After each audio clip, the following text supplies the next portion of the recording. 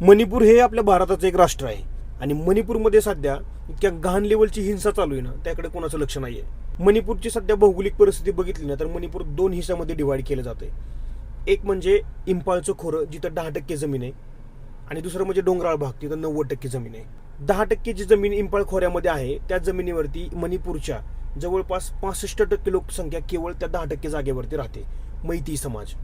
आणि दुसरीकडे जिथं 90% जमीन आहे डोंगराळ भागामध्ये तिथं मणिपूरच्या लोकसंख्येच्या 35% लोकसंख्या जी कुकी समाज आणि नागा समाज ही जी आदिवासी समुदाय आहे तो जो समुदाय आहे तो समुदाय हा 90% भागामध्ये म्हणजे डोंगराळ भागामध्ये राहतो.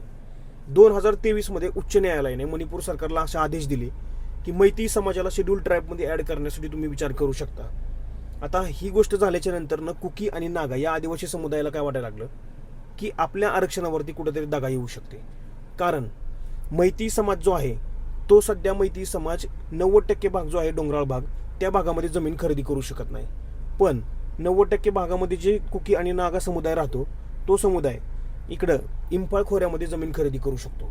पण ज्या वेळेस मैती समाजाला शेड्यूल ट्राईबचा दर्जा दिला जाईल त्यावेळेस मैती समाज हा 90% भागाचे डोंगराळ भाग तिथं जमीन खरेदी करू शकतो. म्हणजे सध्याची जी हिंसा आहे कुठेतरी ह्या गोष्टीवरून चालू आहे असं पण म्हणता येईल.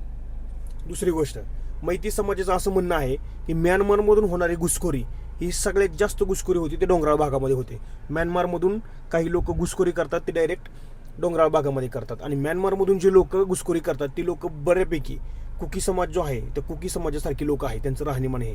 त्यामुळे कुकी समाज हा त्यांना आश्रय देतोय राहण्यासाठी असं मैती समाजाचं म्हणणं आहे. तिसरी गोष्ट, कुकी आणि नागा हा समुदाय जो आहे तो समुदाय बऱ्यापैकी अफीमची शेती करतात तिथं.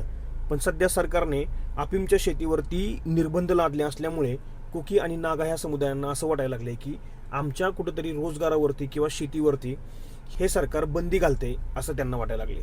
आणि सध्या मणिपूरमध्ये जी होणारी हिंसा आहे त्याची हे सगळी 3-4 मुख्य कारणं आहेत असं म्हणायला लागलं.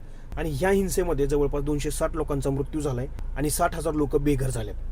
आणि ही इतकी सेन्सिटिव्ह गोष्ट आहे, इतकी इम्पॉर्टंट गोष्ट आहे ज्याकडे सरकारने लक्ष द्यायला पाहिजे त्याकडे सरकार लक्ष देत नाही. आणि आपल्या देशाचे पंतप्रधान जे आहेत ते सध्या इलेक्शन कॅम्पेनमध्ये बिझी. मणिपूरचा शब्द पण त्यांच्या तोंडातून निघत नाहीये. ज्यावेळेस देशाला ते ॲड्रेस करायला येतात त्यावेळेस ते फक्त काँग्रेस काँग्रेस काँग्रेस एवढं त्यांच्या डोक्यातून येतं. मणिपूरचा शब्दही डोक्यात येत नाहीये.